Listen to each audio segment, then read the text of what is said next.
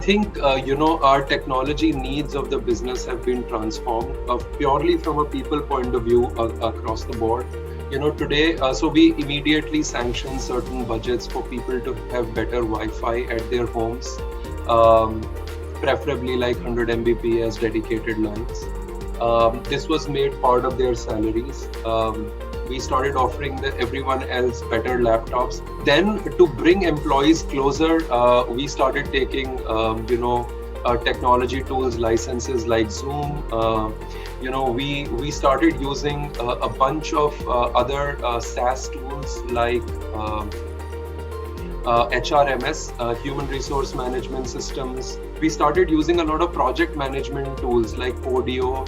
So we have taken corrective actions in those last mile hardware which employees will use over a period of time, right? So we have looked at laptops for everyone, most of the workforce who are operating from home. We have looked at providing the backup recovery, the antivirus, so security, no open drives on your laptops where user can copy data. So cybersecurity plays a very, very important role. And every one of our employees are connected on collaborative solutions to connect. So when I talk about that, we operate on Google eMeet, we operate on Google Suits, and we operate on Gmail as a platform. So every employee of my group company operates on this particular platform. So yeah, within the company, I think we have seen huge amount of change in terms of our technology adoption. So this entire Zoom calls and video calls is one thing. Adoption of new accessories, whether it's kind of digital pens or certain more accessories, in terms of how to do these conferences or calls at large scale. We used to have town halls and all. So now we do town halls which are all digital. We use certain dashboards for tracing our activity and to organize us. So where largely what helps is tools like Trello and Slack. For myself, I use some Power BI tools which give me a complete visibility starting from my cash flows, starting from my inventory, my revenues, my expenditures. Take Podia Medical for example. We use digital and technology to match demand and supply. When my healthcare worker goes to the patient's home, then there they actually send me a physical confirmation with the location where they have gone. So the entire management of my workforce is done digitally. Similarly, when the healthcare worker is actually delivering that medicine and doing that, the healthcare worker gets on their smartphone the protocol.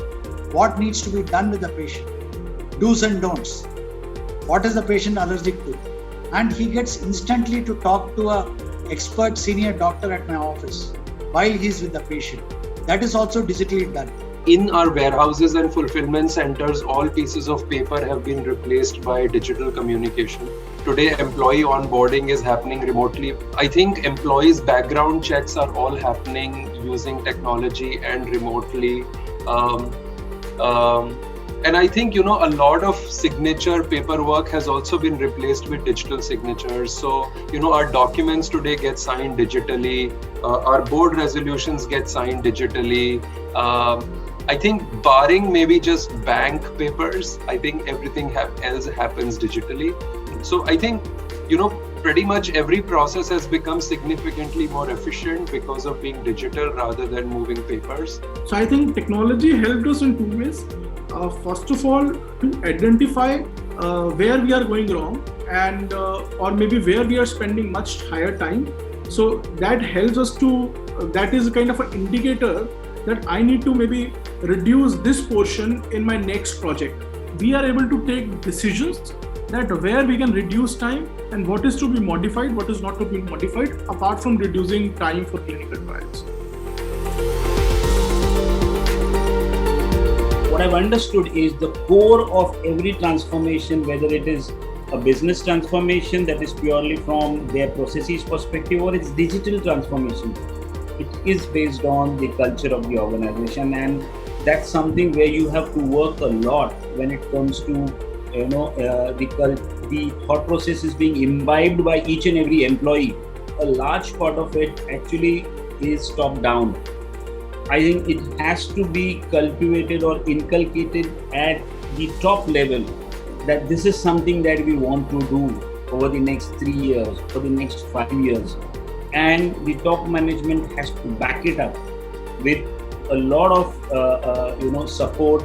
After that comes in the next level, where a lot of time has to be spent on training, skilling, and also allowing people to understand the benefits that are going to happen after that initial disruption.